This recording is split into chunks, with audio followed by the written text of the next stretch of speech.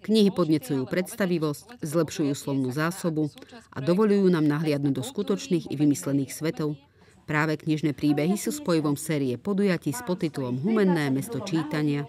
Stretávame sa vždy v útorok od 16. do 19. s tým, že o 17. je vždy nejaké konkrétne čítanie.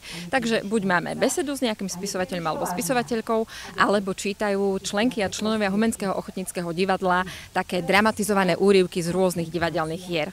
Dramatizované čítania v podaní členiek a člena Humenského ochotníckeho divadla odzneli v parku počas uplynulých 2 podujatí.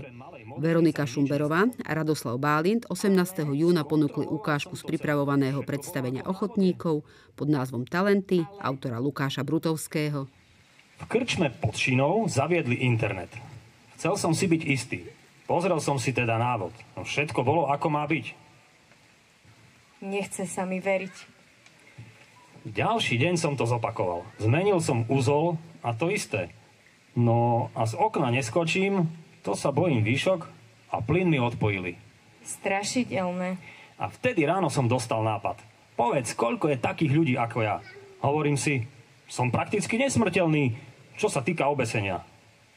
No, to asi áno. Ukázal som to kamošom a boli nadšení. Hovorím si, toto je osud, Karol. Karol, vyhodili ťa, ale si neobesiteľný. No to je znamenie od Boha. S tým začneš nový život. Chceš vidieť? Jasné. Úryvok z knihy Čistota pol života spisovateľa Vlada Moresa ponúkli divákom 25.